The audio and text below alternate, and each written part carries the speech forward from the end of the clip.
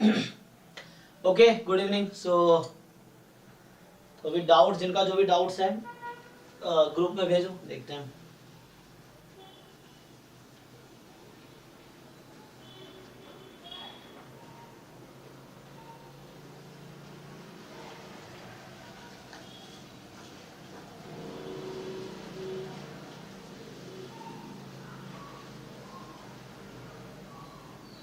ठीक है ना। आप लोगों में किसी को डाउट हो प्रीवियस ईयर क्वेश्चन में या असाइनमेंट में या किसी बुक के क्वेश्चन में, कोई भी क्वेश्चन में, तो डाउट ग्रुप में भेजो।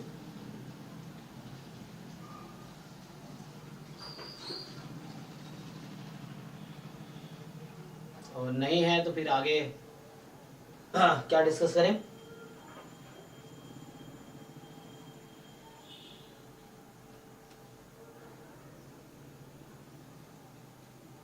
ओके, या फिर ऐसा करते हैं, कल रात को हमने जो 9 to 11 क्लास हुई थी, है ना, उसमें हमने पहले 40 क्वेश्चन डिस्कस किए थे, तो नेक्स्ट 20 क्वेश्चन डिस्कस कर सकते हैं अभी। अच्छा, इसका सॉल्यूशन समझ नहीं आ रहा है। देखो,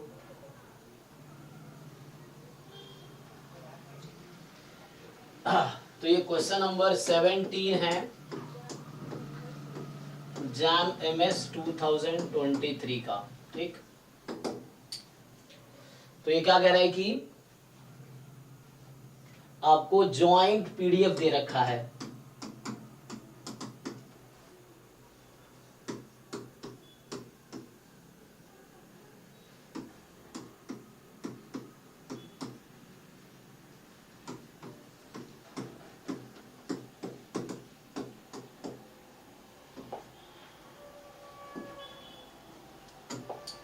ठीक है, तो y की वैल्यू x स्क्वायर से 2x स्क्वायर के बीच है, एंड x की वैल्यू -1 से 1 है, एंड 0 है अदरवाइज कोई बात नहीं। तो ये तो हो गया आपका ज्वाइंट PDF। पूछ क्या है इस क्वेश्चन में कि क्या probability x more than y होगी। So what is the probability x will be more than y। तो ये तो बाद में आएगा, सबसे पहले आपको, है ना। सो इसमें सबसे पहले मुझे क्या करना होगा कि जो कांस्टेंट है अल्फा, उसकी वैल्यू चाहिए ना। तो कांस्टेंट अल्फा की वैल्यू कैसे निकलेगी, तो यू ऑलरेडी नो कि कैसे फाइंड करते हैं,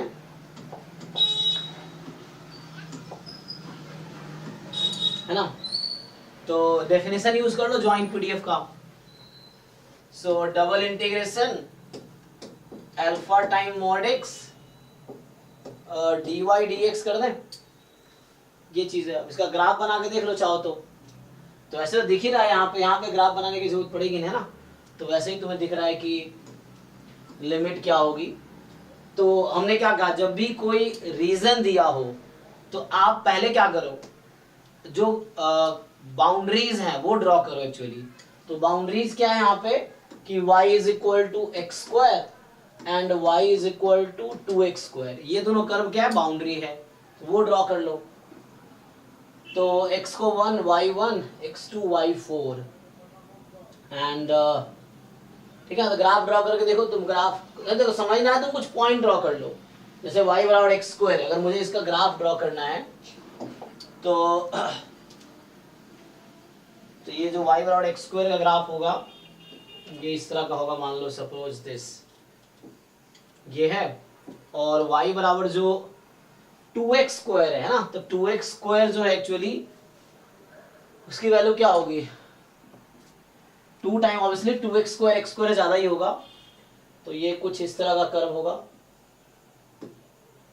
सो this is y is equal to 2x square, this is y is equal to x square. x की वैल्यू क्या है, -1 to 1 है। तो मान लो -1 की लाइन यहाँ है, 1 की लाइन यहाँ है सपोज। तो ये है -1 और ये है 1। So this is your reason.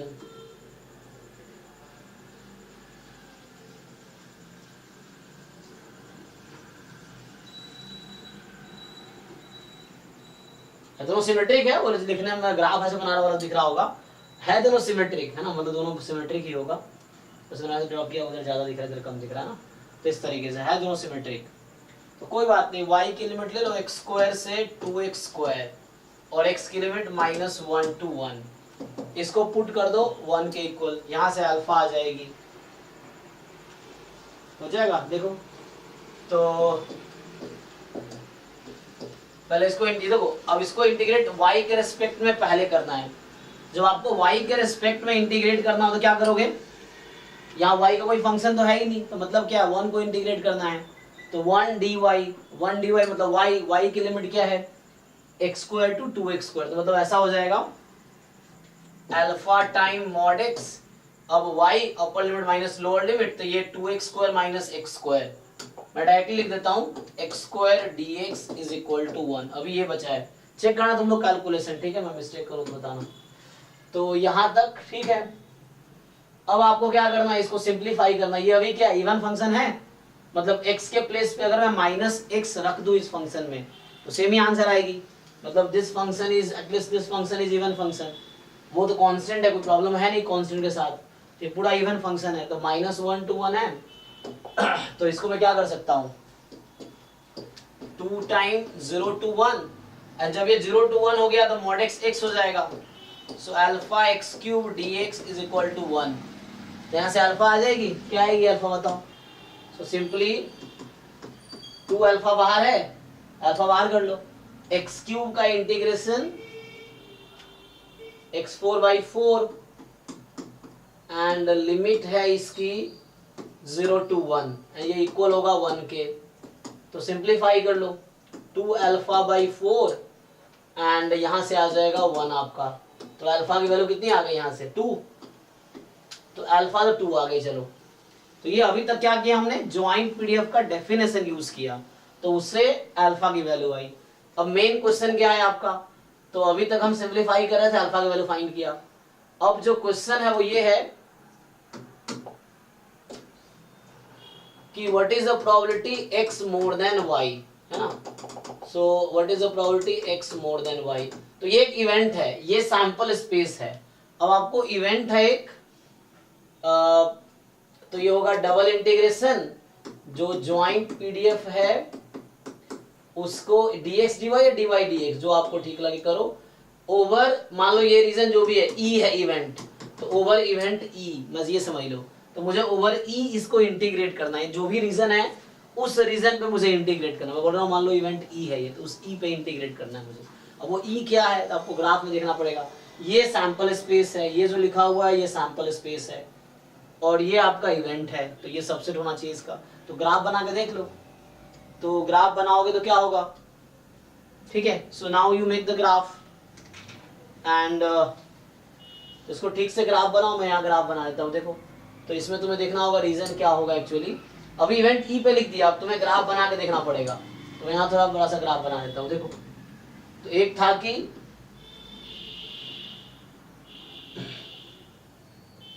सो ये जो ग्राफ है y is equal to x square का हमने बनाए थे अभी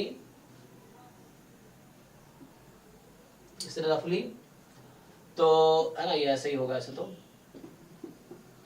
ये y बराबर 2x स्क्वायर का है, तो 2x square, so this is y is equal to 2x square, और मान लो रफली मैं ड्रॉ कर रहा हूँ, ठीक है ना, so this is 1, this is -1, सो ये पॉइंट क्या होगा, जब x 1 है तो y की वैल्यू 1 होगी, ये पॉइंट क्या है, जब x 1 है तो y की वैल्यू 2 है, this point is x is -1, y is 1, x is -1, y is 2, okay.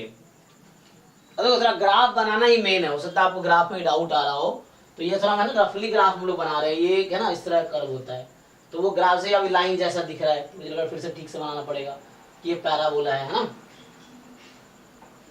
अब y is equal to x का अगर हम ग्राफ बनाएंगे तो कैसा बनेगा, हमें क्या बोला हुआ है यहाँ ना, x मोर देन y, तो सबसे पहले जो भी इनइक्वालिटी होती है, कभी भी इनइक्वालिटी का ग्राफ बनाना हो, आपको रीजन सेलेक्ट करना, उससे पहले आप बाउंड्री का ग्राफ बनाओ। तो बाउंड्री क्या है, x is equal to y, है ना, तो x is equal to y की बाउंड्री ग्राफ बना लो। ये इसी में मैं अगर बनाता एंड अच्छा मैंने ग्राफ बनाने में ना, सो ये हमारा y is equal to x square है। अभी हमने जो सॉल्व किया इसको सॉल्व किया, y is equal to x को और y is equal to 2x square को, तो ये दो एक्चुअली कितने पॉइंट पर इंटरसेक्ट कर रहे हैं देखना होगा। तो यहाँ हमने देखा कि इक्वल करोगे ना तो x इज इक्वल टू 0 और x is equal to half, ये 2 पॉइंट पर इंटरसेक्ट करेगी नहीं। तो मतलब ये है कि x की वैल्यू जहां हाफ है ना, तो यहाँ पे ये जो हमारा 2x स्क्वायर है ये कुछ ऐसा जाएगा, तो वो ग्राफ बनाने में गलती हुई है। सो इस तरह से होगा एक्चुअली ग्राफ इसका। एंड ठीक है, आप देख लो। सो वैसा मैंने मिस्टेक किया नहीं, शायद यही मिस्टेक आप भी कर रहे होंगे, तो है ना, वो होता है, रट्टा तो मारा हुआ नहीं, तो आपको याद रखना मतलब पॉसिबल नहीं है, ग्राफ ठीक से बनाना पड़ेगा। तो देखो ये जो रीजन है अभी मैं ड्रॉ कर रहा हूं, ये वाला रीजन आपका सैंपल स्पेस है। जैसे जैसे मान लो मैं अगर -1 यहाँ ले लूँ ना, suppose this is -1 for example, तो ये जो आपका रीजन है ना ये सैंपल स्पेस है, ये और ये सैंपल स्पेस था, और है ना ये सैंपल स्पेस है एंड ये सैंपल स्पेस था। बट प्रॉब्लम क्या है, ये डिसाइड करना, हाँ वो डिसाइड करना कि लाइन जो है इन दोनों कर्व से ऊपर होगी, ये इंटरसेक्शन पॉइंट से पता चलेगा एक्चुअली, जो कि मैंने पहले कैलकुलेट नहीं किया है ना। तो इंटरसेक्शन पॉइंट से ये समझ आया कि हमारे पास जो 3 कर्व है, एक कर्व ये है, एक ये है और एक ये y is equal to x है, ये किस किस पॉइंट पे कट रहे हैं एक्चुअली ये देखना पड़ेगा। So this y is equal to x है, ये तीनों किस किस पॉइंट पे कट रहे हैं। तो यहाँ से ये समझ आया मुझे कि ओके, तो यहाँ से समझ आया x0 x1, तो x की 2 वैल्यू पे कट रही थी, x बराबर 1 x बराबर 0, तो y is equal to x and this curve will cut at 2 point, ठीक है। और ये दोनों कर्व कितने पॉइंट पे कट करेंगे, x is equal to 0 x is equal to half, तो यहाँ पे मुझे ये बनाना है ना। अब देख लो, अभी कोई डाउट है तो पूछो अभी, ठीक है ना, ओके है। तो ये वाला होगा, तो मुझे क्या करना था, मुझे x, तो हमारा सैंपल स्पेस ये रीजन है, इन दोनों के बीच का रीजन है ना, और लाइन जो है तो फाइनली मुझे कहने का मतलब हमारा जो रीजन जिसकी प्रोबेबिलिटी मुझे अब निकालनी थी वो एक्चुअली इतना ही है। ओके, तो हमने एक्स्ट्रा निकाले हैं मतलब। सो ये इस रीजन की प्रोबेबिलिटी निकालनी है जस्ट आपको, you have to find just this probability, ठीक है ना। तो जो अभी मैं सेट कर रहा हूं, मुझे बस उतनी ही प्रोबेबिलिटी निकालनी, ये इवेंट ई है एक्चुअली, तो जो इवेंट ई मैं कर रहा था, अब देख लो, ये आई थिंक यहीं पे डाउट रहा होगा। हाँ जी रोहन, कहाँ पे डाउट, ग्राफ बनाने में डाउट होगा मेनली आपको। So probability x more than y, जैसे थोड़ा लार्ज दूर देंगे ना दिखेगा, पास में दिखता नहीं, 1 जैसे यहाँ ले लेते हैं ना तो दिखता नहीं है, जैसे दूर दिया तब समझ आएगा। या ये तरीका सही रहता है कि पहले आप इंटरसेक्शन पॉइंट फाइंड करके देख लो कि किस किस पॉइंट पे वो कट रही है एक्चुअली। सो यहाँ पे है ना जो पॉइंट है ये हाफ पे, ये हाफ है यहाँ पे, ये दोनों हाफ पे कट रही है, ठीक है, ओके है। तो मुझे अब इस रीजन पे अलग इंटीग्रेट करना पड़ेगा, क्योंकि जब वर्टिकल स्ट्रिप बनाएंगे तो ये y बराबर x स्क्वायर है और ये y बराबर 2x स्क्वायर है, ठीक है ना। तो इस तरीके से, और इस रीजन पे जब वर्टिकल स्ट्रिप लेंगे तो ये y is equal to x square है और ये y is equal to x है। तो अपर कर्व चेंज हो रहा है ना, तो सिंगल इंटीग्रेशन में नहीं होगा, तो इसका आंसर अब मैं लिख देता हूं, ठीक है। तो अभी हमारे पास क्या आंसर आएगा, मुझे चाहिए probability x more than y, okay. So now see carefully, x more than y जो इवेंट है, तो ये सैंपल स्पेस इन दोनों के बीच का रीजन था, इन दोनों पैराबोला के बीच का रीजन था ना। अब मुझे x मोर देन y, तो ये रीजन नहीं आएगा, ये जो ऊपर है ना वो रीजन नहीं आएगा। तो मुझे क्या करना पड़ेगा यहाँ पे, we have to integrate joint PDF with respect to, है ना ये, तो यहाँ लोअर कर्व है y बराबर कितना 2x स्क्वायर, नहीं पहले x स्क्वायर है एंड देन 2x स्क्वायर है, लोअर कर्व है ना, तो y is equal to x square, इस रीजन में बात कर रहा हूं, and then y is equal to 2x square, और x की वैल्यू कितनी है यहाँ पे 0 से हाफ, ठीक है। तो ये हुआ पहले रीजन में इंटीग्रेशन, मतलब ये यहाँ पे इंटीग्रेशन हुआ, सो इस रीजन पे इंटीग्रेट हो गया। अब अगले रीजन पे इंटीग्रेट करना है आपको, तो यहाँ पे plus and 2 mod x dy dx। अब इस रीजन में आप स्ट्रिप बनाएंगे, तो ये लोअर रीजन आपका है y बराबर x स्क्वायर, और ये अपर जो मतलब अपर कर्व है y बराबर x, ठीक, देख लो। सो नाउ, और यहाँ पे इस रीजन में x की वैल्यू कितनी है हाफ टू 1। ओके, तो अब ठीक है, अब इसको इंटीग्रेट करना है आपको, तो अब मुश्किल नहीं, अब हो जाएगा ना, देख लो।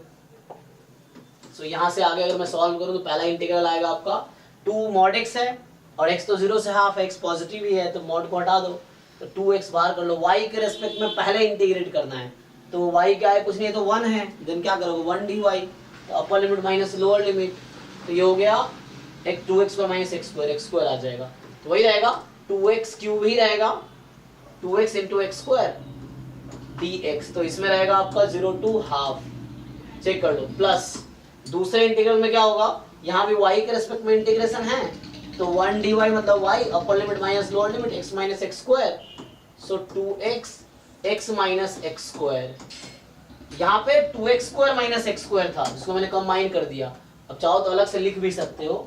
सो ये 2x बाहर है, वहां बना है 2x square minus x square dx, और यहाँ बनेगा हाफ टू 1। अभी कोई कंफ्यूजन है देख लो एक बार, पूछो कुछ यहाँ पे डाउट है तो। अब आई थिंक ओके है, ठीक है ना, वो पहले इंटरसेक्शन पॉइंट निकालना था। अब इसको इंटीग्रेट कर लो इजीली, तो आंसर आ जाएगा। कर लोगे इंटीग्रेशन या करूं आगे?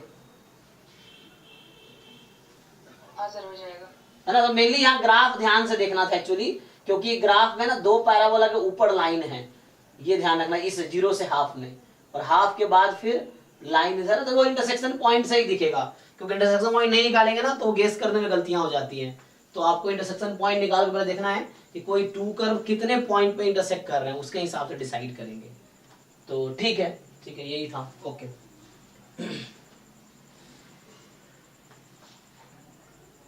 नेक्स्ट जो है हरिओम, चलो ठीक है, ऐसे किसी ने सॉल्यूशन भेज रखा था, ओके ठीक है। अब वो ग्राफ बनाने का ही मेन है, तो ग्राफ बनाने में बच्चे गलती करते हैं, जैसे हम भी कर देते हैं ना, तो वो आपको थोड़ा ग्राफ ठीक से पहले इंटरसेक्शन पॉइंट निकाल के बनाओ, तो गलतियां हो जाती हैं, बट वही केयरफुल रहना पड़ेगा एग्जाम में, एग्जाम में गलती करोगे तो मार्क्स कटेंगे, ये चीजें हैं, तो मिस्टेक्स को मिनिमाइज करना है एक्चुअली। देखो जो हरिओम ने भेजा है वो क्या कह रहा है, तो ये क्वेश्चन नंबर 14 है, जैम एमएस 2000। हमने ट्राई की थी उस क्वेश्चन को, और उस क्वेश्चन एक जगह में हम अटक गए हैं उस क्वेश्चन का, उसका जो एक बार है ना जी, वो जो एक्चुअली जो बोल रहा है आपका जो एसएन तो एक्स बार होता है, तो फिर उसका जो वेरिएंस ये तो हम सेंट्रल लिमिट थ्योरम यूज करेंगे यहाँ पर, तो हमने वो ही यूज करने का ट्राई किया था। तो यहाँ पर जो एक्चुअली वेरिएंस आ रहा है वो तो 1 मतलब वो नंबर आ रहा था, वो उसके मतलब रूट एन आएगा, तो फिर वो हम मतलब वो पूरी power root n into value आ रहा है, तो वो एक्चुअली रेट आ रहा है माइनस इन्फिनिटी से इन्फिनिटी तक आ रहा है, तो उसका वैल्यू 1 हो रहा है, ये क्या हो सकता है? मैं देखता हूँ सॉल्व करेंगे। हाँ, तो ठीक है ना, तो देखो आपको बस ये देखना कैसे सॉल्व करना। देखो मुझे किसी सॉल्यूशन का रट्टा, किसी का सॉल्यूशन नहीं है, मैं सॉल्यूशन स्टार्टिंग से अप्रोच करूंगा। ये क्वेश्चन अगर अगली बार तुम 10 दिन बाद भी पूछोगे वैसे ही अप्रोच करूंगा, तुम्हें यही सीखना है, हाउ टू अप्रोच क्वेश्चंस, और तो वही आपको समझना है कि हाउ टू अप्रोच। देखो मैं ट्राई करता हूँ जैसे, हाँ क्वेश्चन 14 कौन सा क्वेश्चन, क्वेश्चन 14 या क्वेश्चन कुछ अलग से क्वेश्चन? क्वेश्चन 14 ग्रुप में देखो आप, नेक्स्ट क्वेश्चन 14 नंबर क्वेश्चन। अच्छा मैं 15 का आंसर बोल देती हूं। अच्छा एनएससी 14 14 देखो। सो 14 में जो है वाई आई मैं अज्यूम कर रहा हूँ एक्स आई बाई आई, क्योंकि इसमें यूज किया हुआ है क्वेश्चन, देखो आप लोग। सो यहाँ पे क्या है, तो हमें पीएमएफ दे रखा है ना, तो आई से डिवाइड कर दोगे तो y i is equal to 1, इसकी प्रोबेबिलिटी है 1/4, and y i is equal to 2, इसकी प्रोबेबिलिटी है 3/4। ठीक है यहाँ तक। तो वाई आई अगर 1 है तो 1/4 एंड 2 है तो 3/4। तो ये वाई आई मैंने इसका नाम दिया है, तो मैं रीफ्रेम कर रहा हूं। तो ये एक पीएमएफ है वाई आई का। आपसे क्या पूछा है कि for the real constant C1 C2 C1 upon root n summation, तो xi अपॉन i को मैं yi बोल देता हूं, and plus C2 time root under n, this converges in distribution, ठीक है, converges in distribution to normal 0 1। ठीक है, तो इसमें दो अप्रोच हो सकता है। एक तो डायरेक्टली आप सेंट्रल लिमिट थ्योरम लगाने की कोशिश करो, तो है ना, कहने का मतलब क्या है कि इसका जो CDF है, when you take n tends to infinity, so that will same as the CDF of standard normal। ये मतलब है कि स्टैंडर्ड नॉर्मल का CDF के ही इक्वल आएगा, है ना। ये Z है, मतलब दिस इज कैपिटल Z, तो मतलब कैपिटल Z के इक्वल आएगा। सो इसका distribution as n tends to infinity will be this. तो कोई बात नहीं, मीन लगा लो। तो व्हाट इफ अगर इसमें √n मैं कॉमन ले लूं तो क्या होगा, यू टेक √n आउटसाइड, ठीक, तो क्या बचेगा, अब √n बाहर करो इसमें से। सो C1 1/n, ठीक है ना, summation yi plus C2। Check कर लो एक बारी, तो कैलकुलेशन ध्यान देना है ना, अगर मुझसे मिस्टेक हो जाता है तुम लोग नोट जो मैं कर रहा हूं तुम भी नोटबुक में लिख के देखो। और ठीक है, सो √n हमने कॉमन लिया, तो √n कॉमन लिया तो 1/n C1 summation yi, this converges in distribution to Z and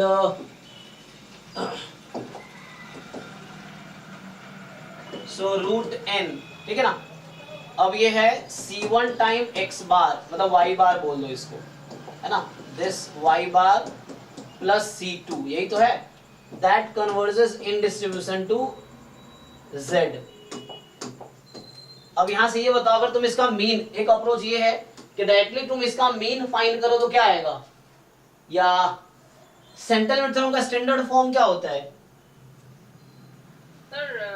central limit sir 7/4 आएगा मीन, मतलब अच्छा, C2 का वैल्यू -7/4। तो यहां से अगर आप फाइंड करो एक्सपेक्टेशन ऑफ y, मतलब ये सैंपल जो भी है ना yi, so that you will get 7/4। हाँ, बाकी लोग वेरीफाई कर लो, ठीक है।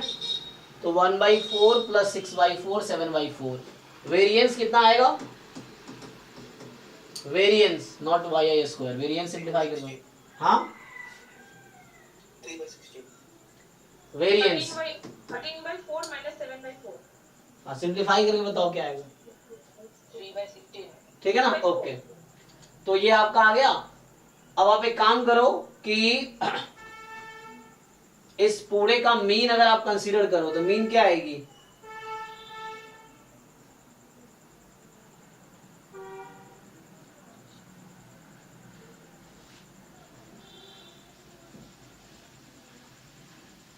तो y बार का मीन तो यही होगा। हम लोग क्या जानते हैं, expectation of y bar is same as expectation of y, है ना, और वेरिएंस ऑफ y बार जो होता है σ²/n, ये होता है ना σ/√n। तो like so this is your mu and this is your σ², ठीक, तो ये तो म्यू ही रहता है और ये σ²/n हो जाता है। तो अगर इसको तुम उसमें फिट करना चाहो, जैसे मैं अगर फिट करने की कोशिश करूं, तो सेंट्रल लिमिट थ्योरम का स्टेटमेंट क्या जानते हो आप लोग, ये होता है ना कि y बार माइनस म्यू, -7/4। अरे रुको, y bar minus mu upon σ/√n, this converges in distribution to Z, ठीक है। So can you make like this, इसको बनाओ ऐसा,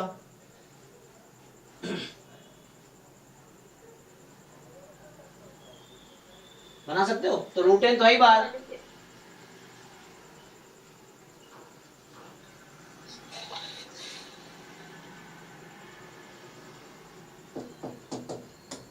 देखो C1 कॉमन लो पहले, तो y bar plus C2/C1 upon 1/C1, is it, ऐसा लिख सकते हैं, चेक कर लो,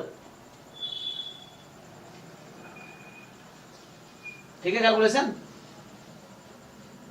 यस सर। हाँ, अब उसको उससे कंपेयर करो, क्या मिल रहा है तुम्हें,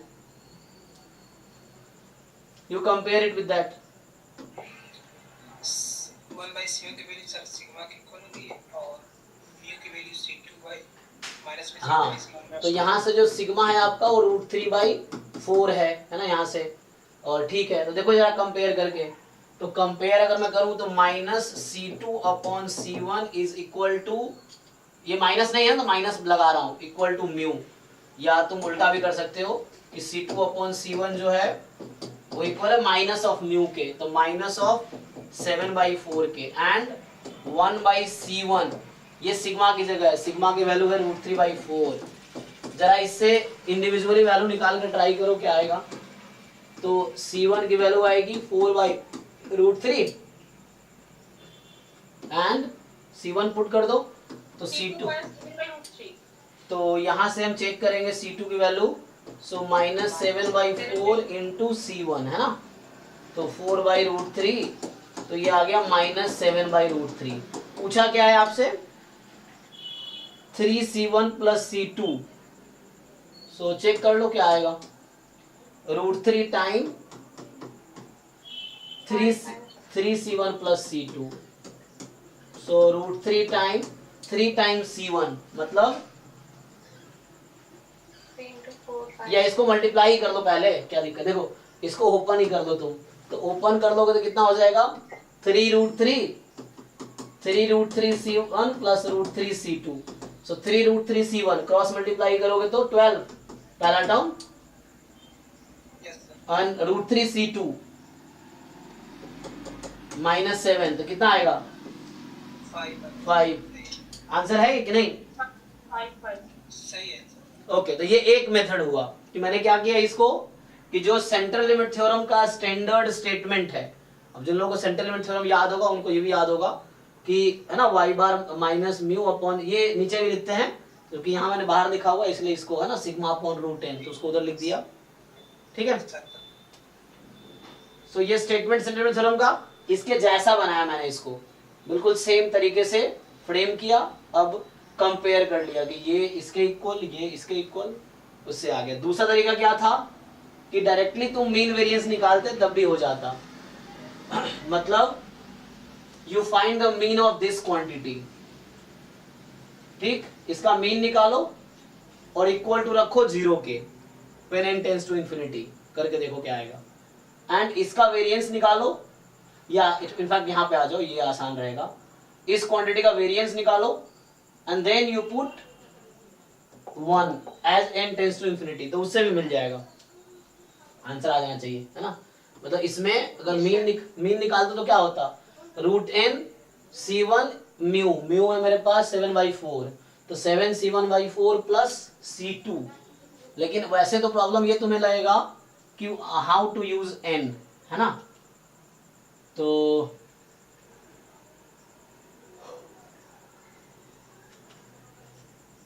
ठीक है, तो उससे तुम एक काम कर सकते हो,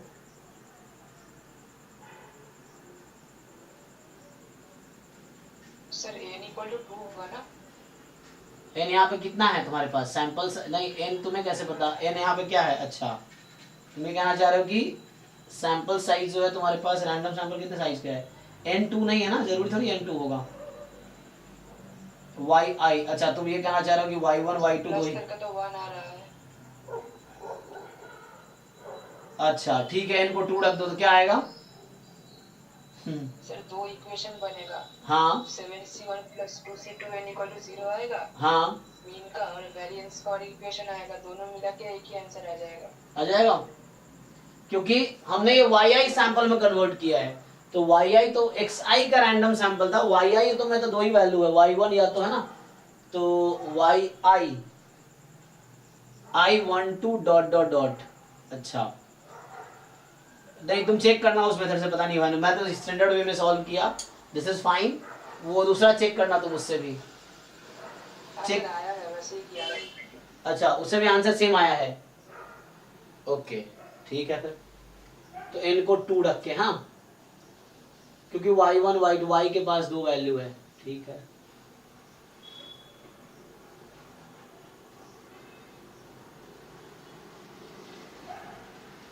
ठीक है दूसरा बताओ नेक्स्ट, तो ये तो हो गया,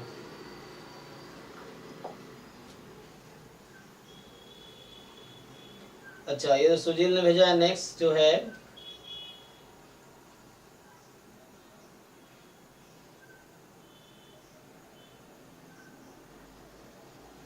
ये तो मैंने क्लास में कई बार कराया ना, ये 56 वाला,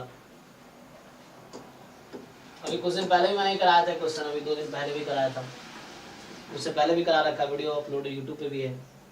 तो यहाँ पे क्या है कि x1 x2 x5 जो है दैट इज IID बाइनोमियल 1,5। तो मतलब क्या है कि x1 x2 x5 ये आपका है IID बाइनोमियल 1,5, मतलब बर्नौली है ना। So this is Bernoulli distribution and k आपको दे रखा है इस क्वेश्चन में। k की जो वैल्यू है वो है x1 से लेके, ठीक। तो k का डिस्ट्रीब्यूशन क्या होगा बाइनोमियल 5 जी, बाइनोमियल 5,5 हो गया आपका, ये k का डिस्ट्रीब्यूशन आ गया। अब उसके बाद आपको u इन्होंने ना ऐसे नहीं डिफाइन किया, u इसने क्या किया है थोड़ा सा घुमाया है ना। तो x1 plus x2 up to xk तक लिया है। अब ये खुद k रैंडम वेरिएबल है, तो इंडेक्स है वो खुद रैंडम वेरिएबल है।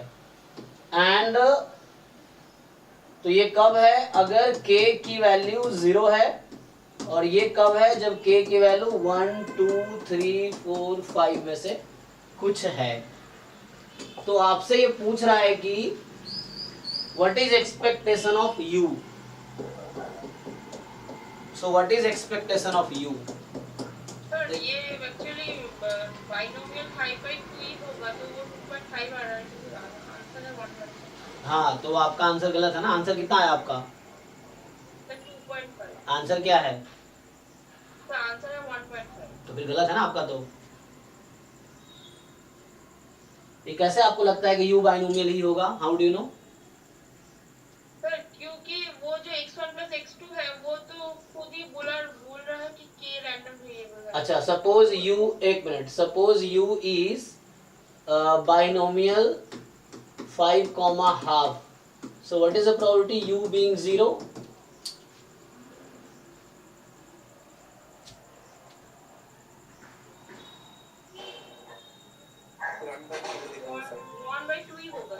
And what is u being 1? 1/2 कैसे हो जाएगा? 1/2 की पावर 5। हाँ 1/2 to the 5 yes। u बराबर 1 कैसे डिसाइड करोगे?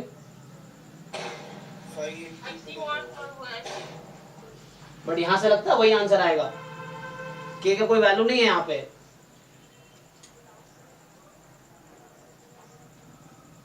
ये सम k तक है ना। Is it till 5? क्या आपको लग रहा है u और k सेम है? Writing this, so you want to say u and k are same.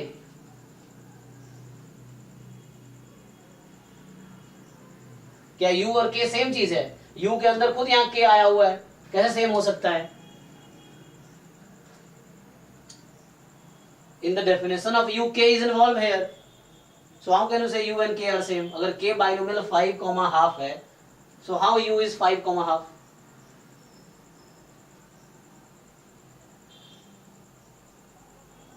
Suppose okay, if it is, so according to you, it should give you answer 5c1 something this. अगर ये true है suppose, so 5c1 half की power 1 half की power 4, but you find this way and see whether they will give you same answer. They will not give you same answer. U is equal to 1 when you are assuming this is this, but now find u is equal to 1 using this definition. How will you find? Value into probability ऐसे करके हम find कर सकते हैं। हाँ, find करके बताओ क्या आंसर यही आएगा। आप चेक करो सकते हो, वही तो दिक्कत होता है। बच्चों को लगता है कर सकते हैं, कर लेंगे, फिर उसे एग्जाम में नहीं होता है। उन्हीं बच्चों का एग्जाम क्वालिफाई नहीं होता है जो सोचते हैं हो जाएगा, कर लेंगे, बाद में करेंगे, एग्जाम टाइम में करेंगे, फिर उनका एग्जाम के बाद भी नहीं होता है। सो अभी आप करके देखो और बताओ क्या आंसर आ रहा है। Is it giving same answer? If you find using that way जो आप सोच रहे हो, so will it give the same answer? Check करके बताओ। It will not give you same answer because u binomial है ही नहीं, u is not binomial.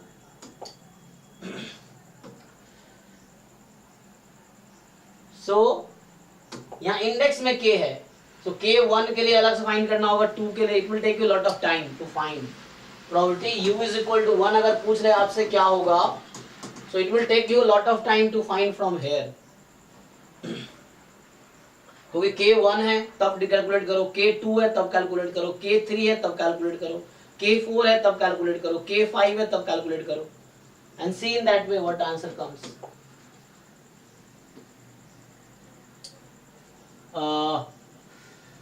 Sir एक बात पूछनी थी। जी जी जी। सर ये जो K है, ये K तो पहले से हम बोल चुके हैं कि ये रैंडम वेरिएबल है। यस तो फिर K रैंडम वेरिएबल है और वो सफिक्स में है। हाँ तो यहाँ पर एक से रैंडम वेरिएबल उसका सफिक्स में क्या रैंडम वेरिएबल कभी हो सकता है? हाँ हो सकता है, व्हाई नॉट। ऐसे बहुत सारे क्वेश्चन गेट में आए हैं, इसका मतलब आपने गेट और जैम का पीवाईक्यू सॉल्व नहीं किया है। किसी को भी एग्जाम क्वालिफाई करना है तो मैं पहले बता दे रहा हूँ, सिलेबस का एक एक चीज तुम्हें आता हो, डेफिनेशन, थ्योरम्स, रिलेटेड कॉन्सेप्ट्स, उसके बाद जितने पिछले 10-20 साल के क्वेश्चंस हैं वो आपको सॉल्व करना आता हो, तभी आप उम्मीद कर सकते हो आपका एग्जाम निकलेगा। जो क्वेश्चन आपके सामने ऑलरेडी अवेलेबल है, जो पीछे आ चुके हैं, अगर वो आप नहीं सॉल्व कर पा रहे हो तो आने वाला कैसे सॉल्व कर दोगे आप? एटलीस्ट वो कॉन्सेप्ट रिपीट हो सकता है तो आप कर ही नहीं पाओगे। तो you first have to see all that concept that has already been asked. तो आप वो कॉन्सेप्ट देखो ना, क्या कॉन्सेप्ट है। इस तरह क्वेश्चन बहुत सारे एग्जाम में आए हैं जहां इंडेक्स में पैरामीटर है ऑलरेडी, जैम में भी आया, गेट में भी आया हुआ है। सो यू हैव टू सी। इसलिए बोला 4, 5, 10 बार पीवाईक्यू सॉल्व कर लोगे ना तो एक भी क्वेश्चन नहीं छूटेगा। बच्चा एक बार भी ढंग से नहीं करता है, उसको लगता है उसने किया लेकिन करता नहीं है। जो रिपीटर्स हमको पता है, रिपीटर्स जब एग्जाम देने तुम जा रहे थे लास्ट टाइम, तुम्हें लग रहा होगा तुम्हें सब पीवाईक्यू आता है, अभी तुम्हें आज ऐसा लग रहा होगा नहीं आता है। ऐसा कैसे हो गया कि आज से 6 महीने पहले तुम्हें लगता था सब आता है और आज नहीं आ रहा है? ऐसा कैसे हो गया? क्योंकि तुमने ढंग से रिवाइज ही नहीं किया। तुम 4, 5, 10 बार सॉल्व करते हो उसी पीवाईक्यू को, 5 बार अगर सारे पीवाईक्यू सॉल्व करके देखो तो देखो तुम्हें एक्चुअली क्या होगा। जब 5वीं बार सॉल्व कर रहे होगे ना तब भी तुम्हें ये रियलाइज होगा कि जब 4th टाइम तुमने सॉल्व किया था कुछ चीजें मिस हो गई थी, जो तब तुम्हें रियलाइज नहीं हुआ, वो 5वीं बार में रियलाइज होगा। इवन 6th टाइम सॉल्व करोगे ना, स्टिल यू विल रियलाइज कि in the 5th time you missed something that you are getting to know this time.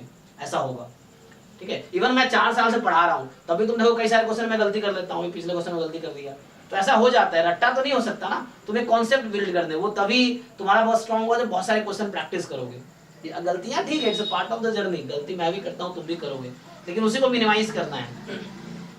But you have to solve that question, है ना। तो ऐसे बहुत सारे क्वेश्चन एग्जाम में ऑलरेडी आए हैं जहां पे इंडेक्स में पैरामीटर है ना। और if you are not remembering में तो आपको पीवाईक्यू पे कमांड नहीं है, पहले पीवाईक्यू ढंग से सॉल्व तो कर लो, उससे बहुत सारे कॉन्सेप्ट आपके क्लियर हो जाएंगे।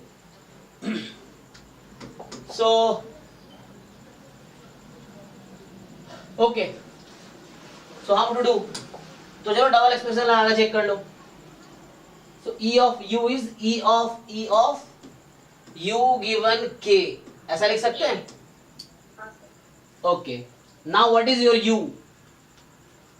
सो सर ऐसे लिख सकते हैं सर, ये भी बता दीजिए। हाँ सर ये जो आपने लिखा u given k, सर ये बता दीजिए कैसे लिखा, मतलब।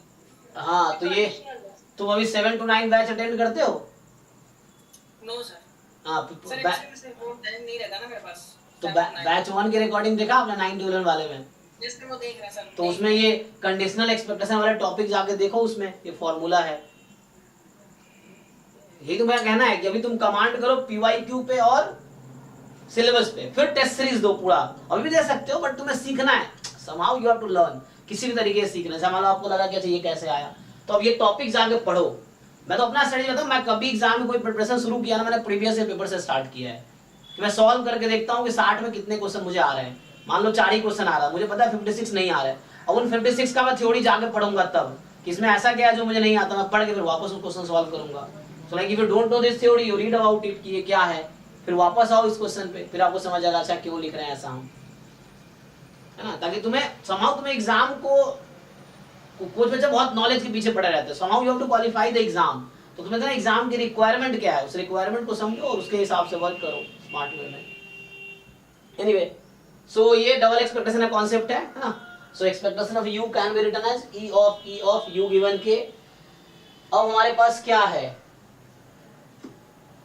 u इज एक्चुअली देखो u अगर 0 हो जाए तो कोई फर्क पड़ेगा इसको क्या, मतलब लाइक u अगर 0 तो 0 ही हो जाएगा ना ये तो, when u is 0, क्योंकि u की वैल्यू 0 है तो प्रोबेबिलिटी कुछ भी हो क्या ही फर्क पड़ता है। तो नॉन जीरो के लिए मेनली काम करना है, when u is 0 it will not affect। अच्छा ये बताओ, एक हमने क्या पढ़ा था कॉन्सेप्ट, हाँ अभी x is Okay, so if I ask you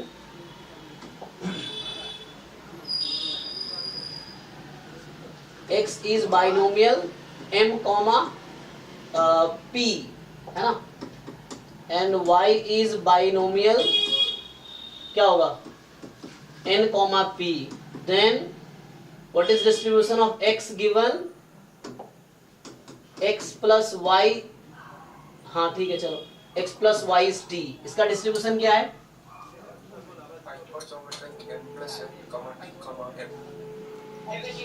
है ना, so this is hypergeometric, so this has distribution hypergeometric, sum of these two parameters m plus n, then t, and then the parameter of the first one is m. Okay, so then what is the expectation of this, I mean this distribution? तो expectation of x given x plus y is equal to t, ये किसके equal होता है? तो आप है ना, तो हम लोग ये जानते हैं कि when x is hypergeometric, capital N जो नोटेशन बुक में फॉलो रहता है, capital M small n, so expectation of x is what? Small n,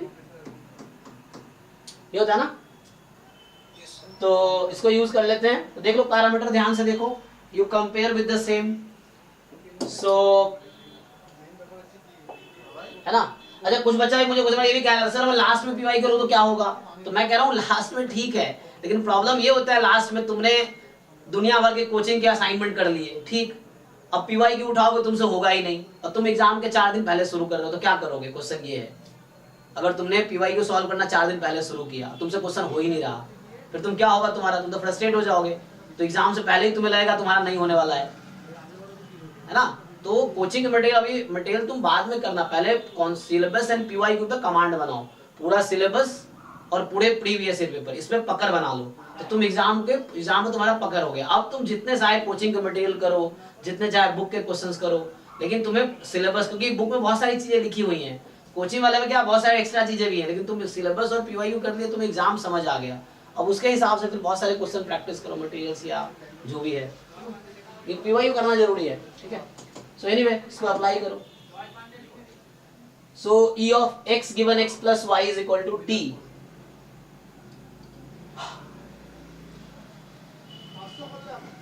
तो यहां से बताया आप लोगों ने, क्या लिखूं मैं, m, ये m ना, और t बाई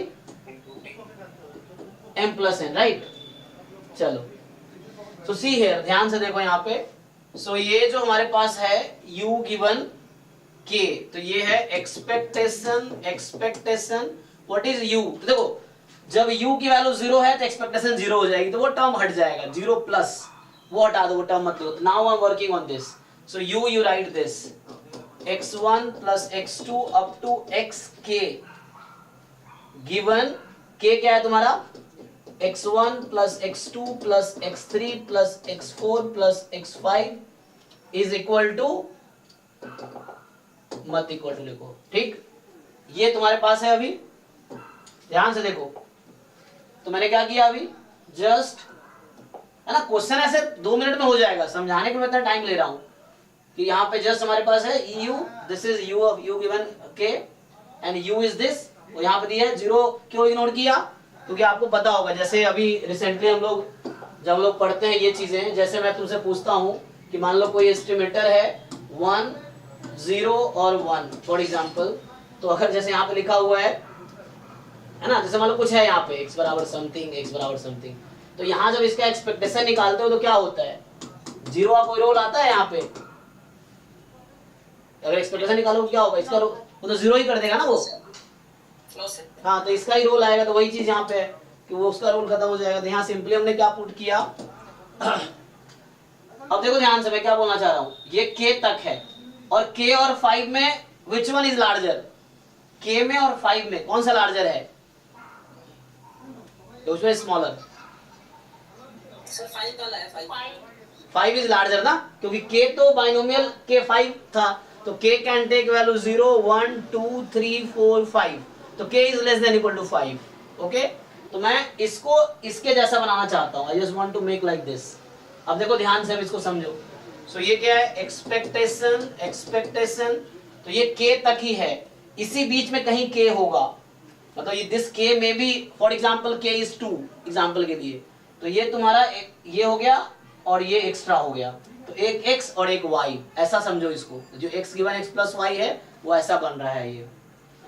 तो यहाँ पे क्या हो रहा है कि लाइक इतना लिखने के बजाय, ठीक है ना, तो ये क्या था, x1 से लेके xk तक है और ये x5 तक है, 5 इज लार्जर, तो मतलब ये बोल रहा हूँ कि यहाँ x1 से लेके xk तक है गिवन, x1 से लेके xk तक तो है ही, उसके बाद xk प्लस 1 से लेके कहां तक है, x5 तक।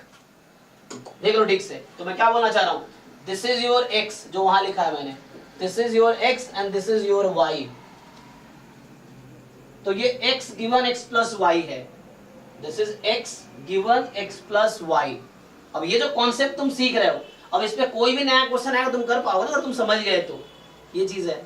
अब किसी कोचिंग में ऐसा मटेरियल मिलेगा ही नहीं तुम्हें, क्योंकि वो कोई इतना थोड़ी सोचता है, जो आईआईटी के प्रोफेसर जिन्हें क्वेश्चन बनाए उतना इतना एक पेपर बनाने वालों एक साल लेते हैं, है ना, इस तरीके से वहां पे 1 साल पहले से पेपर बनाना स्टार्ट हो जाता है, इतना टाइम लगा के पेपर बनाते हैं वो लोग, इतना सोच के, कोचिंग वाले इतना थोड़ी सोचेंगे, ठीक है ना। सो जो लेवल पीवाईक्यू है वो किसी कोचिंग मटेरियल में थोड़ी मिलेगा तुम्हें।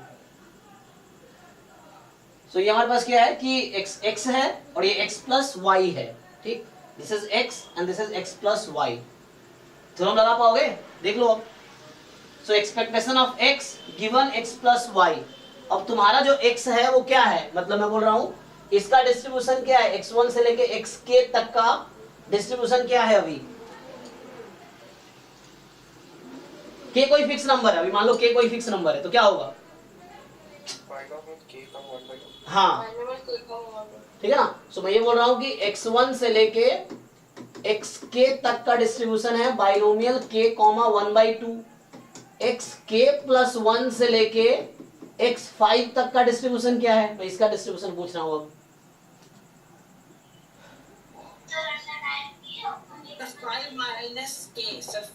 हाँ अरे रुको, ध्यान से सोचो, कितना 4 माइनस के क्यों हो जाएगा, k प्लस 1 से लेकर 5 तक कितने टर्म्स हैं सर, तो 5 माइनस के प्लस 1 करेंगे ना, रुको 1 2 3 k प्लस 1 अप टू 5, तो मुझे ये बताओ ये कितने टर्म है,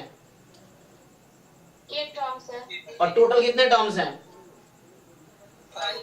तो ये कितने टर्म बचे, 5 माइनस के माइनस 1 होगा, चेक करो एक बार ध्यान से। 5 माइनस के, अच्छा अगर ये 2 टर्म है तो ये 2 टर्म है तो ये 3 होगा, suppose this is 2 terms, this is 3 terms, 5 minus के होगा, सही से डिसाइड करो ना, कंफ्यूजन। 5 माइनस के होगा, सो k टर्म बाहर हो गया ना, 1 से k तक k बाहर हो गया, सो this is 5 minus k comma half, ठीक, तो x1 से xk तक का बाइनोमियल दिस, तो मतलब ये तुम्हारा x है, ये x प्लस y है, सो इसका डिस्ट्रीब्यूशन कितना है, तो ये जो डिस्ट्रीब्यूशन कितना आ गया अब तुम्हारे पास, सो ये जो क्वांटिटी लिखी हुई है इसका डिस्ट्रीब्यूशन क्या आ गया, इसका डिस्ट्रीब्यूशन क्या है ये पूछ रहा हूं मैं।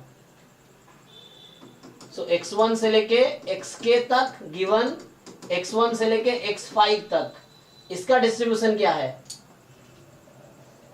हाइपरजियोमेट्रिक k 5 माइनस के m प्लस n, तो m प्लस n क्या, दोनों सम कर लो, तो m प्लस n इसके साथ कंपेयर करो, तो m प्लस n इज 5, फिर अगला क्या है t, मतलब गिवन क्या है तो जो भी वैल्यू होगी, तो लेट्स से अभी इसको तो मान लो कुछ k है, फॉर एग्जांपल अभी के लिए कैपिटल k मान लो इसको, यहाँ क्या दिया था हमें, k ही दिया था, कैपिटल k है, तो इक्वल टू मान लो capital k is equal to small k के टर्म में लिख लो, for example this is your k, है ना, so this is your k ना, सो मान लो k है, so this is k and next क्या आएगा, this is your k only ना, k तो यही दे रखा है ना, हाँ, और अगला m, ध्यान से देखो तुक्का नहीं लगाने हैं, दिस इज जस्ट k, ठीक है, तो x1 से xk given this is equal to k, इसका डिस्ट्रीब्यूशन ये है आपके पास। ओके हाँ, इसकी जो भी वैल्यू होगी यही ना, k की वैल्यू वही तो था, k जो भी है तो इक्वल टू k है यहाँ पे। This is your k, capital K actually. अब इसका बताओ मुझे, इसका एक्सपेक्टेशन क्या होगा? What is expectation of this distribution?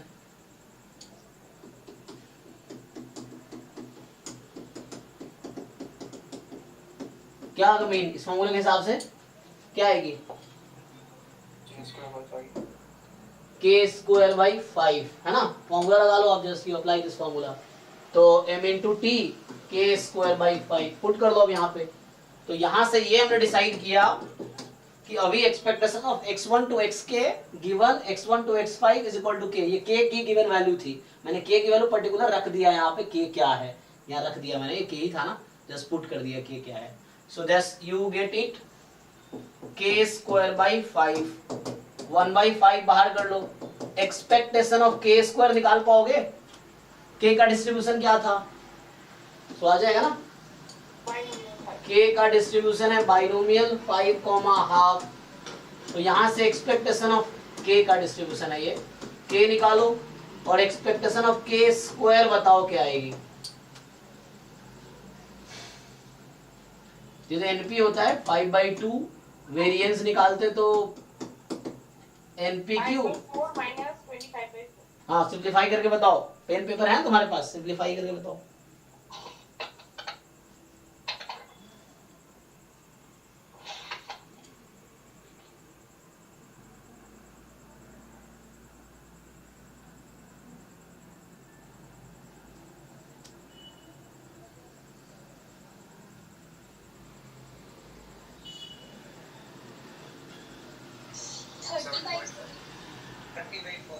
ठीक है, तो ये 1/5 इंटू 30/4, तो 5 6 जा 30, कितना आ गया 6/4, ठीक है, तो ये 30/4 आया आपका, तो फाइनल आंसर आ गया, कैंसिल कर लो इसको, 6/4 3/2 मतलब 1.5, ठीक है। तो आंसर यही, इतने लाइन आंसर देखो, इस क्वेश्चन का सॉल्यूशन इतने ही लाइन का है, 1 2 3 4 5, ऐसे तो यहाँ से सॉल्यूशन यही से स्टार्ट, तो क्वेश्चन लिख रहा था मैं, तो क्वेश्चन तो ये 5 लाइन का ही है, मतलब solution this is just 5 line, but इसके पीछे जो स्टोरी ये सब यूज हुई है, so this is the story that है ना, जो हमने यहाँ यूज किया है।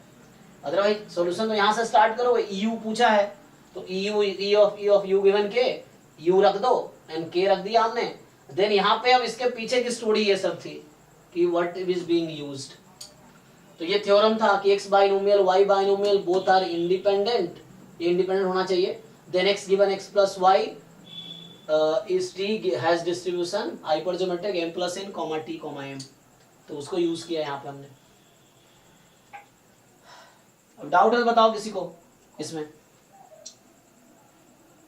उसमें जब सर k इक्वल टू 5 हो जाएगा ऊपर x में, तो x केवल x प्लस y इक्वल हो जाएगा ना, तो उससे कोई प्रॉब्लम तो नहीं। अच्छा, मतलब k की वैल्यू जब 5 हो गई है ना, हाँ तो कोई दिक्कत नहीं है, k की वैल्यू अगर 5 ही रख दो आप, तो k 5 हो जाएगी और यहाँ भी क्या हो जाएगी 5 हो जाएगी, इक्वल टू 5, हाँ तो कोई दिक्कत नहीं है, फिर उसमें क्या रहेगा, तो उस केस में कोई दिक्कत नहीं आएगी, हाँ कोई प्रॉब्लम नहीं होगी ऐसे तो सेम ही फॉलो करेगा ना। हाँ हाँ ठीक।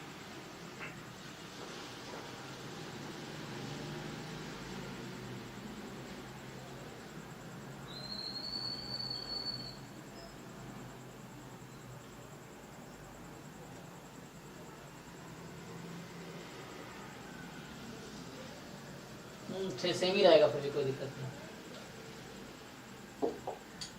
तो नेक्स्ट डाउट देखो, एक दो और कर लेते हैं, बाकी अभी 9 to 11 में फिर से डाउट क्लास ही है, 2023 का ही पेपर का डाउट क्लास है। तो गुड इवनिंग सर। सर मैंने एक रैंडम वेरिएबल रिलेटेड में क्वेश्चन सेंड किया, मतलब थ्योरी का ही है, डाउट है मुझे। जी जी, क्या डाउट है इसमें? एक्चुअली सर वहाँ पर कैसे दिया हुआ है कि जब हम रैंडम वेरिएबल ले रहे हैं तो रैंडम वेरिएबल में x ऑफ 1 की वैल्यू 1 ले रहे हैं, x ऑफ 2 इक्वल टू 2 क्यों ले रहे हैं sir, x of 3 equal to 3 क्यों ले रहे हैं, क्योंकि रिपीटेशन सैंपल स्पेस में तो 1 1 टाइम ही है ना, तो x ऑफ 1 की वैल्यू 1, x ऑफ 2 की भी वैल्यू 1 ही होनी चाहिए ना, क्योंकि रिपीटेशन तो 3 के अकॉर्डिंग 1 ही है, 4 की 1 टाइम ऑकर हो रहा है डाई के लिए। तो यहाँ पर 2, 3, 4, 5, 6 जो सेम आ रही है वैल्यू, वो मुझे समझ में नहीं आ रहा है सर। क्योंकि आपने ठीक से क्वेश्चन पढ़ा नहीं है। दूसरी लाइन पढ़ो, सेकेंड लाइन क्या लिखा हुआ है, what is meaning of x, x क्या है, what is x? x is a random variable. अरे नहीं, एक्स का इंटरप्रिटेशन क्या है इस क्वेश्चन में, पढ़ो ना, उसमें लिखा है दूसरे लाइन में, second line, what is second line? Outcome on the dinosaur. हाँ, आउट एक्स, आउटकम के लिए तो एक ही रिपीटेशन। जी जी। हमने नंबर ऑफ टाइम्स थोड़ी पूछा है, आपको चलिए मीनिंग ही समझ नहीं आ रहा। X is outcome on the die,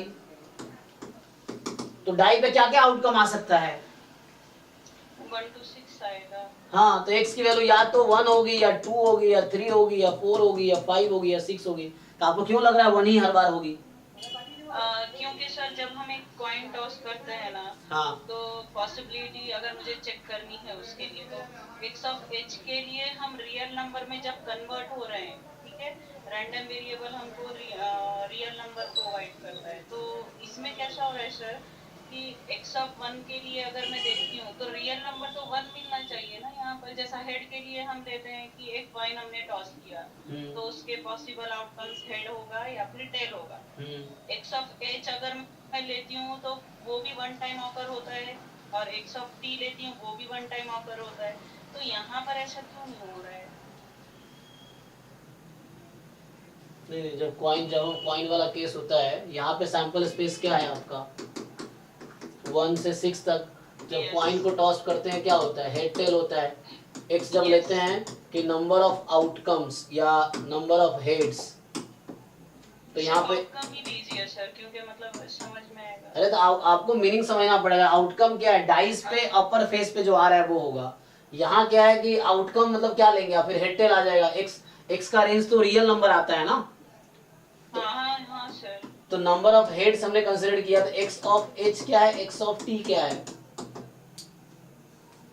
यहाँ पर दोनों भी 1 टाइम। कैसे 1 हो जाएगा, आपको समझ ही नहीं आ रहा कॉन्सेप्ट। हेड अगर ले रहे हैं तो यहाँ पर 1 टाइम आएगा और वो 0 हो जाएगा। हाँ, अब यहाँ से समझो, आपने डाई को थ्रो किया तो एक्स वो आउटकम बता रहा है जो डाइस के अपर फेस पे आएगा।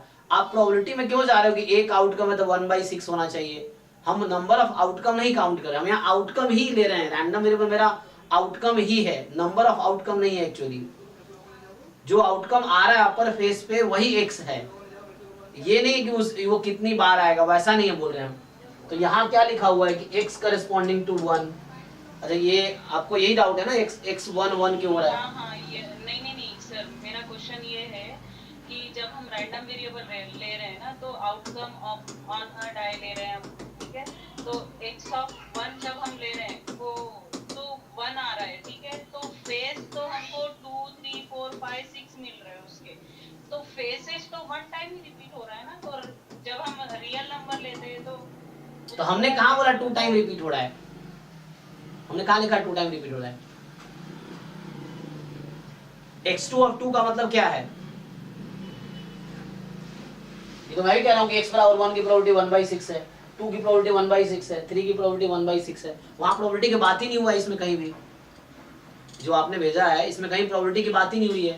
रैंडम वेरिएबल को प्रोबेबिलिटी से कुछ लेना देना नहीं है, प्रोबेबिलिटी को रैंडम वेरिएबल से लेना देना है। रैंडम वेरिएबल का प्रोबेबिलिटी से कोई लेना देना नहीं है, प्रोबेबिलिटी को रैंडम वेरिएबल से लेना देना है। रैंडम वेरिएबल का प्रोबेबिलिटी निकालते हैं। जब रैंडम वेरिएबल डिफाइन हो रहा है तो प्रोबेबिलिटी का कोई उसका जरूरत नहीं है। रैंडम वेरिएबल को डिफाइन होने के लिए प्रोबेबिलिटी की जरूरत ही नहीं है। अच्छा, तो यहाँ प्रोबेबिलिटी का कोई सेंस ही नहीं है। जी, अभी आपने कैसे लिखे sir, probability of x = 1 = 1/6, okay. हाँ, x की वैल्यू 1 होती है तो उसकी प्रोबेबिलिटी 1/6 होता है। हाँ, तो और 2 के लिए भी 1/6 है। हाँ। तो यहाँ पर जब हम रियल नंबर की x ऑफ 2 का जो मैं बता रही हूँ सर, हाँ। x ऑफ 2 = 1 हो रहा है, ठीक है। मेरे अकॉर्डिंग मुझे ऐसा फील हो रहा है कि x ऑफ 2 = 1, उसकी जब प्रोबेबिलिटी हम सॉल्व करते हैं ना सर, तो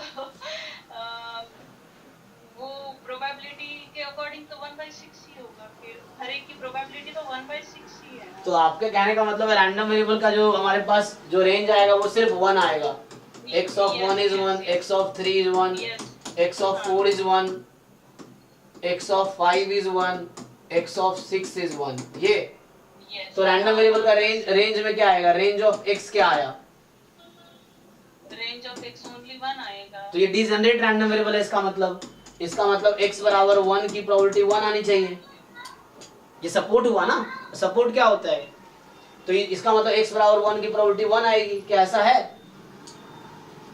अगर आप जब ये बोलते हो रेंज ये फिक्स है, बोला रेंज क्या होता है रैंडम वेरिएबल का, जो सपोर्ट होता है, तो इस पे प्रोबेबिलिटी टोटल जो आएगी, जो सपोर्ट होता है उस पर टोटल प्रोबेबिलिटी 1 आएगी, तो x बराबर 1 की प्रोबेबिलिटी 1 होनी चाहिए। फिर तो डिजेनरेट रैंडम वेरिएबल, किसी भी रैंडम वेरिएबल का सपोर्ट सिंगलटन सेट कब हो सकता है, जब वो डिजेनरेट रैंडम वेरिएबल, सिर्फ डिजेनरेट रैंडम वेरिएबल का ही सपोर्ट सिंगलटन सेट आएगा। क्या ये डिजेनरेट रैंडम वेरिएबल है, ये number of outcome on the die? No no तो कहाँ गलती है, आप सोचो आप कहाँ गलती है? वही मुझे समझ में नहीं, जब हम फेसेस ले रहे हैं तो सेम फेस ले रहे हैं ना, तो वही मुझे समझ में नहीं आ रहा था सर कि मैं डायरेक्टली 111 नहीं कंसीडर कर रही थी उसको। अरे एक बार बताओ मुझे, डिजेनरेट ही आ रहा था।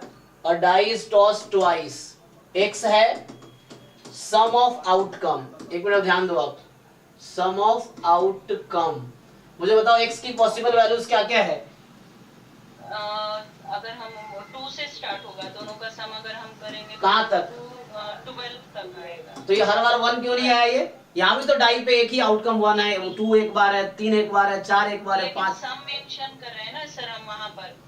अरे तो यहाँ भी तो सम ही है, आपको ये क्यों नहीं समझ आ रहा? यहाँ भी तो सम ही की बात कर रहा है। अब एक है तो कितनी बार जोड़ेंगे आप, यहाँ भी तो सम की बात कर रहा है वो, सम ऑन 1 डाई, एक्चुअली ये तो वही है। अगर मैं ऐसा लिख दूं सम ऑन आउटकम और डाई, अब डाई को आपने एक बार फेंका है, करेक्ट होगा, यहाँ भी तो सम ही है, तो अब एक में सम करने का क्या ही मतलब होता है, इसलिए वो आउटकम लिख रहा है यहाँ पे। अच्छा वही मुझे समझ में नहीं आ रहा था सर कि मतलब X- 111 तो आनी चाहिए थी। आपको ये समझने की जरूरत है कि नंबर मतलब डेफिनेशन, ये इंग्लिश तो आपको लगता आता ही होगी, मेन इंग्लिश की बात है यहाँ पे कि आउटकम ऑन द डाई है, तो आपको बोल रहा है कि x की वैल्यूज क्या हो सकती है, तो ये आपको समझ आ रहा है, लेकिन ये ऐसा कैसे हो जाएगा? तो ये 1 रहेगा, ये 2 रहेगा, ये 3 4, आपको समझाता हूँ। यहाँ पे देखिए, यहाँ x करस्पॉन्डिंग टू, अब यहाँ क्या लिखेंगे, आउटकम क्या होता है, यहाँ सैंपल स्पेस के आउटकम्स होते हैं, तो सैंपल स्पेस आउटकम 1 1 से लेके 6 6 तक है ये। सो x ऑफ 1 1 क्या है? x ऑफ 1 1 सम बोल रहे हैं तो 2 आएगा। हाँ रुको, अब आप 2 आएगा, पिछले क्वेश्चन में x ऑफ 1 क्या है? 1 ही है, तो वहां सैंपल स्पेस मेरा ये है, उस केस में सैंपल स्पेस ये है, तो 1 आ गया। यस x ऑफ 1 2 कितना है? 1 2 3 आएगा, यहाँ पे 3 है। पिछले क्वेश्चन में x ऑफ 2 क्या होगा? इसका अब आपको समझना है कि x है क्या, what is this x? x is a function, x क्या है? x वहां क्या लिखा था, वहाँ पर आउटकम्स लिखा है और ये क्या लिखा है यहाँ पे? ये आउटकम ही है, यही आउटकम है। बता रहा है कि डाई पे 2 आया तो x की वैल्यू क्या होगी? अच्छा हाँ सर ठीक, तो क्या होगी यहाँ पे, 1 या 2? 2 हाँ, तो वो आउटकम ही दे रहा है आपको। जैसे यहाँ पे आउटकम दिया 1 1, तो 1 1 जब आउटकम है तो पूछ रहा है यहाँ पे सम क्या होगी, तो सम 2 आई है, यस और वहाँ आउटकम 1 है तो सम क्या है, तो 1 ही रहेगी, एक ही आउटकम एक ही डाई है। वो आउटकम और सम का मुझे क्लियर नहीं था सर। हाँ मतलब कोई बात नहीं, आपको धीरे धीरे सीखोगे, ऐसे ही सीखना है आपको, प्रैक्टिस करो धीरे यस धीरे। यस सर तो हो गया, इसने सॉल्व कर दिया, इसने सॉल्व किया, ये है ना, हो गया ना। हाँ जी भाई, हरिओम, हो गया सॉल्व तुम्हारा? ये मैं करूँ ये क्वेश्चन, हरिओम है? हाँ एसएन का कुछ प्रॉब्लम हो रहा है, वो एसएन का तो 1 निकल रहा है, वो ठीक है कि वो मतलब आंसर तो अलग ही आ रहा है। हाँ, आप अभी पहले आप डेफिनेशन समझो ध्यान से, आंसर अलग आ रहा है क्योंकि आप लोगों को आंसर अलग क्यों आ रहा है, क्योंकि आपको डेफिनेशन क्लियर नहीं है। ज्यादातर लोगों को डेफिनेशन नहीं आता है चीजों का, पहले चीज डेफिनेशन है। सिलेबस में जो जो वर्ड लिखा है ना, पहले तो उसका डेफिनेशन याद करो। आप डेफिनेशन याद करोगे, बहुत सारी चीजें आसान हो जाएंगी। होता क्या है, डेफिनेशन याद नहीं है, बहुत सारे थ्योरम्स आगे तक क्या क्या अप्लाई कर रहे होते हैं, चीजें डेफिनेशन पे। ये क्वेश्चन डेफिनेशन बेस्ड क्वेश्चन है। सो मैं अगर किसी से पूछूं s n converges in probability to, for example मैं लिख देता हूं म्यू, या छोड़ो xn लिख देता हूं, xn converges in probability to mu, इसका क्या डेफिनेशन है? कोई बताओ इसका डेफिनेशन, कन्वर्जेंस इन प्रोबेबिलिटी का डेफिनेशन।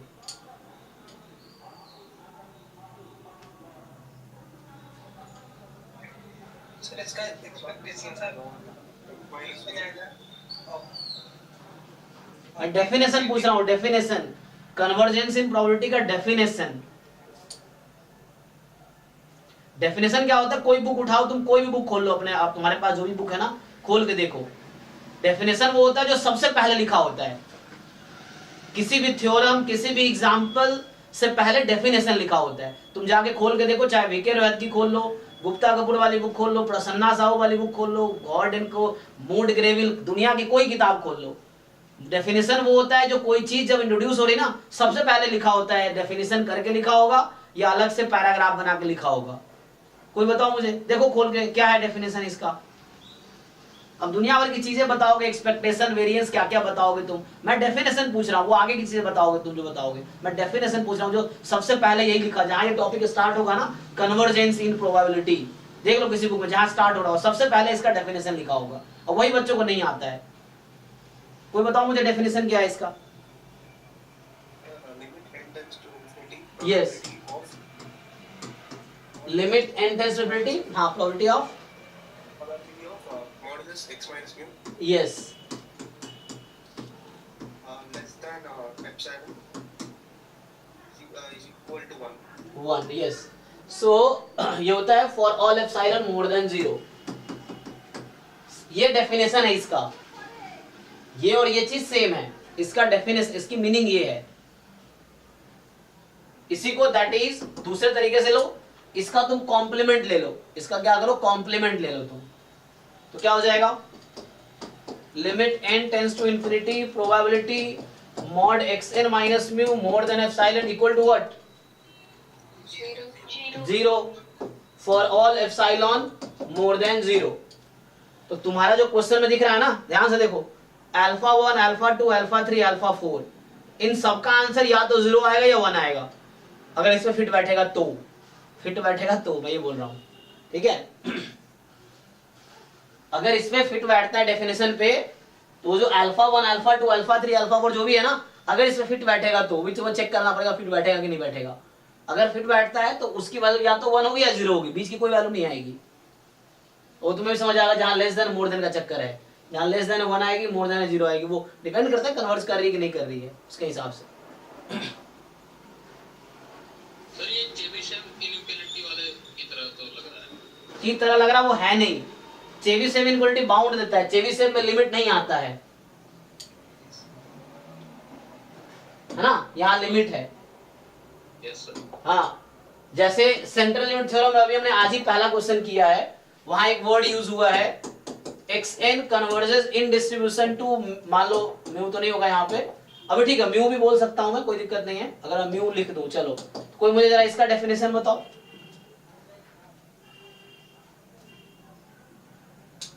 कन्वर्जेंस इन डिस्ट्रीब्यूशन का डेफिनेशन पूछ रहा हूं मैं, जैसे कन्वर्जेंस इन प्रोबेबिलिटी, इसका डेफिनेशन ये है, तो इसका डेफिनेशन क्या है? अब फिर से मैं कहूं, कोई भी बुक खोलो, कन्वर्जेंस इन डिस्ट्रीब्यूशन जहां भी लिखा है, पहली चीज इसको डिफाइन कर रखा होगा, जो तुम लोगों को दिखता नहीं है एक्चुअली। आगे क्वेश्चन दिख जाता है दुनिया भर का, ये नहीं दिखता है डेफिनेशन। देखो इसका डेफिनेशन क्या लिखा है,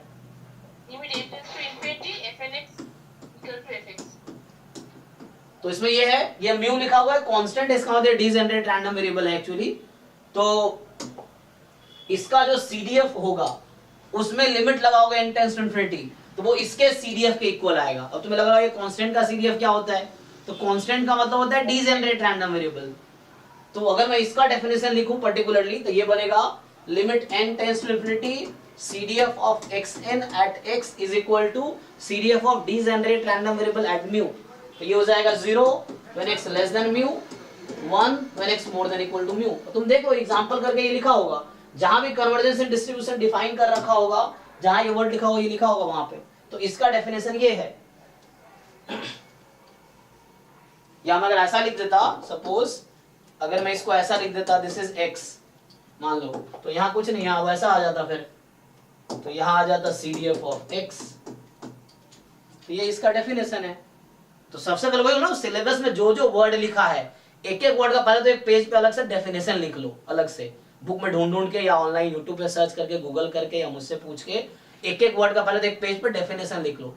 बहुत सारे क्वेश्चन डेफिनेशन से ही सॉल्व हो जाता है एग्जाम में, जो बच्चों को याद नहीं रहता है। ठीक है, तो लगाओ इसको यहाँ पे, देखो अब मेरे पास क्या है कि एक्चुअली जो क्वेश्चन है, एक होता है weak law of large number. अब weak law of large number क्या कहता है? What is statement of weak law of large number? Statement क्या है इसका, weak law of large number का? ये इससे रिलेटेड है, इससे और इससे इसका रिलेशन है। इसका रिलेशन सेंट्रल लिमिट थ्योरम से है ना, और इसका relation weak law of large number से है, जो सिलेबस में है, जैम गेट दोनों में है। अब देख के बताओ, बुक में देख के बताओ, what is statement of weak law of large number?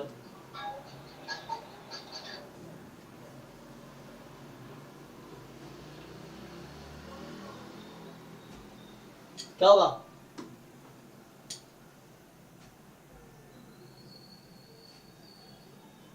कोई बताओ, कोई भी, weak law of large number क्या होता है? अरे गूगल कर दो, बुक में देख के बताओ, किसी से पूछ के बताओ, समाओ। मेन समझना है, लिखा हर जगह है भाई, जिसको समझ आएगा वही एग्जाम क्वालिफाई करेगा। किताब में सारी चीजें लिखी हुई हैं, समझना है तुम्हें। हाँ बोलो sir. Limit n tending to infinity जी, limit n tending to infinity probability mod of xn minus में xn माइनस में expectation of xn mod 1 less than epsilon की प्रोबेबिलिटी ग्रेटर इक्वल 1 माइनस में वेरिएंस ऑफ x अपॉन में epsilon square. ये तुमने कहाँ देखा है, ये बताओ मुझे, ये कहाँ देख के आप बता रहे हो? ये कहाँ देख के बता रहे हो? मतलब याद है या किसी बुक में देख रहे हो, गूगल पर देख रहे हो? हैं? कहाँ देख के, मुझे बता, देख के कहाँ बता रहे हो? ये तो सेमी इक्वलिटी है। हाँ, ये चेरी से सिंपलिटी है। मैं तो पूछ रहा हूँ कि weak law of large number क्या है? Weak law of large number का स्टेटमेंट क्या है?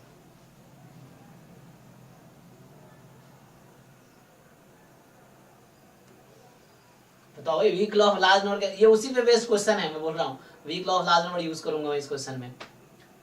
सिलेबस में है ना ये, देखो दिखा देता हूँ तुम्हें सिलेबस। तो पहले सिलेबस से पकड़ बनाओ, दुनिया भर का क्वेश्चन करना है, मटेरियल करना है, वही ना, दुनिया भर के कोचिंग के मटेरियल करने हैं, इधर उधर करने हैं, 10 डेफिनेशन याद नहीं करना है।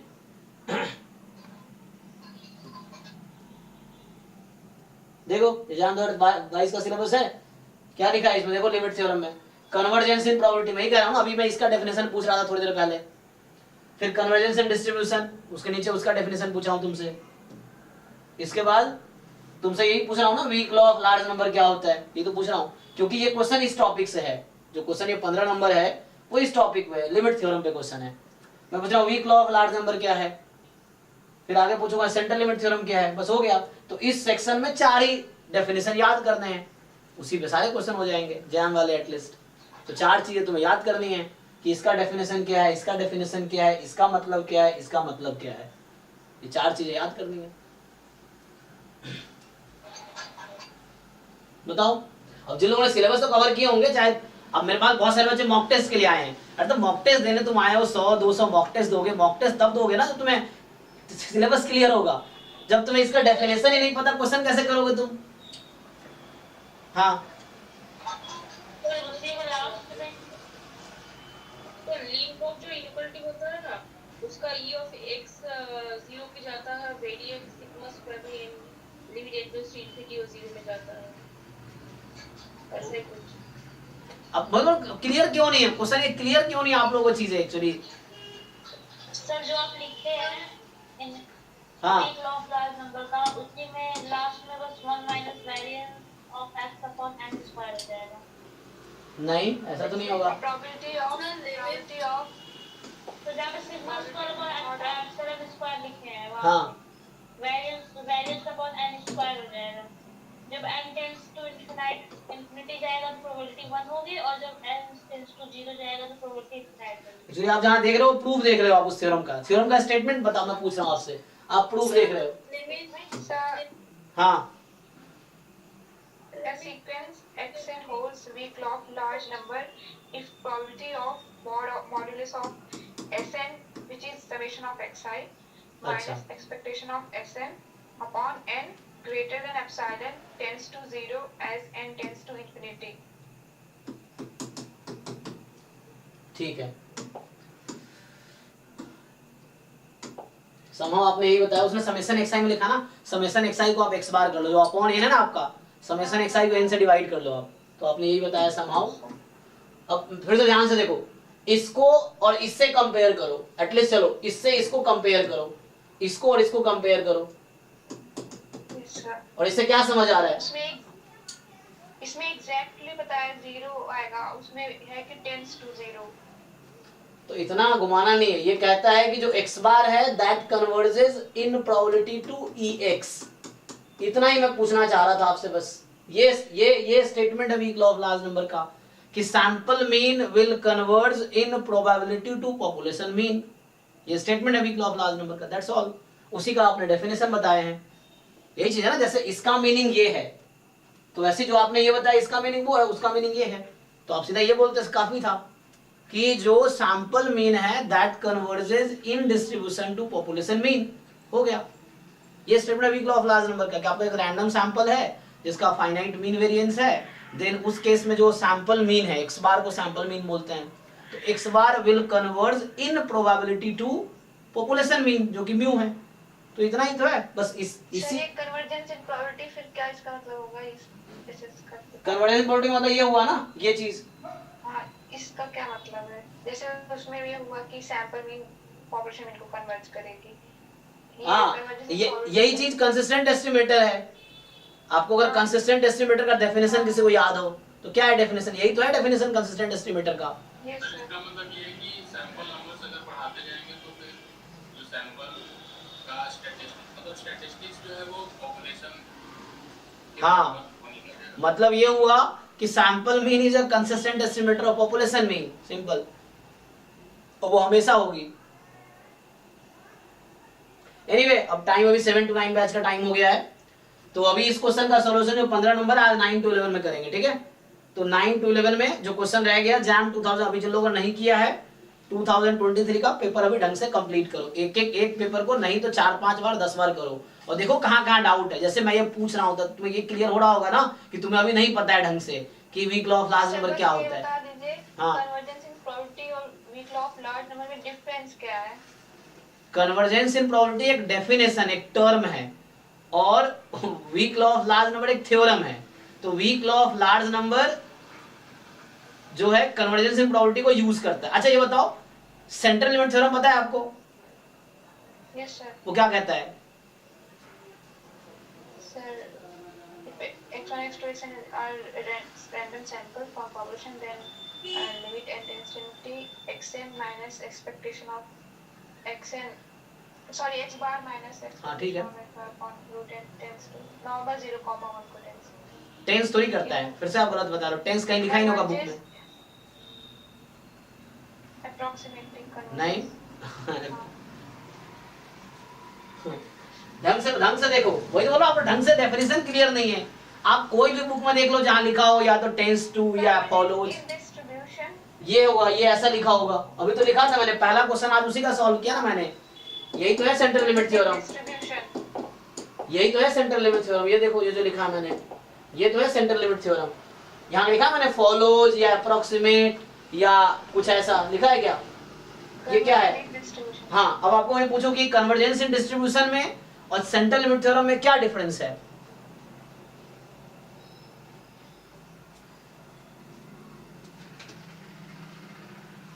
वही उसमें होता है कि नॉर्मल को ही वो कन्वर्ज करेगा, और कन्वर्जेंस इन डिस्ट्रीब्यूशन में।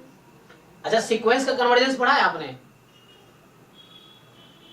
सीक्वेंस का कन्वर्जेंस पता है? सीक्वेंस का, अरे पढ़ा होगा ना सीक्वेंस का कन्वर्जेंस। जैसे 1/n सीक्वेंस कहाँ कन्वर्ज करती है? अरे सीक्वेंस, सीरीज नहीं, एक तो ये भी कंफ्यूज है, 1/n सीरीज कन्वर्ज नहीं करती है, 1/n सीक्वेंस कन्वर्ज करती है। Yes. हाँ, 1/n सीक्वेंस कहाँ कन्वर्ज करेगी? 0 पे।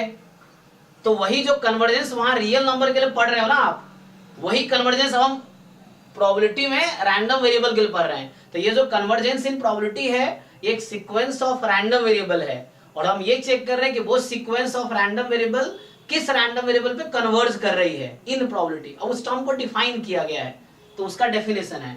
अब हमें एक रिजल्ट दिया गया है कि जो weak law of large number वो एक रिजल्ट है ना। हमारी लाइफ को आसान बनाने के लिए बताया गया है कि जो सैंपल मीन है वो हमेशा कन्वर्ज करेगी in probability to population mean. तो वो एक थ्योरम है, एक पर्टिकुलर केस हो गया। और कन्वर्जेंस इन प्रोबेबिलिटी एक टर्म है जिसको डिफाइन किया गया है। जैसे कन्वर्जेंस इन डिस्ट्रीब्यूशन एक टर्म है कि उसका मतलब ये है कि अगर xn कन्वर्ज कर रही है x पे, तो xn की सीडीएफ और x की सीडीएफ इक्वल हो जाएगी जब n टेंड्स टू इंफिनिटी होगी। ये डेफिनेशन हुआ कन्वर्जेंस इन डिस्ट्रीब्यूशन का। अब सेंट्रल लिमिट थ्योरम ये कहता है कि x बार माइनस म्यू अपॉन में सिग्मा बाई रूट n, ये जो रैंडम वेरिएबल है इसका सीडीएफ स्टैंडर्ड नॉर्मल के सीडीएफ के इक्वल आएगा। कब? जब n टेंड्स टू इंफिनिटी होगी। तो दोनों में क्या डिफरेंस? एक डेफिनेशन एक थ्योरम है, तो उस थ्योरम में वो डेफिनेशन यूज हो रहा है। ये चीज है। अबे क्लैरिटी आएगी धीरे धीरे क्वेश्चन के थ्रू। क्वेश्चन के थ्रू ज्यादा क्लैरिटी आती है। सिलेबस तो बचा है, बुक में सब लिखा है, लेकिन इंपॉर्टेंट ये नहीं बुक में क्या लिखा है, इंपॉर्टेंट है कि आपको समझ कितना आया है, वो जरूरी है। तो समझ जितना ज्यादा आएगा क्वेश्चन आप उतना क्विकली सॉल्व करोगे। सो एनीवे टाइम काफी ले लिया मैंने, तो अभी 7 to 9 बैच में वो थ्योरी कंटिन्यू करते हैं। और ठीक है, तो जो डाउट रह गया 2023 वाला वो अभी 9 to 11 में आज करते हैं बाकी। चलो थैंक यू।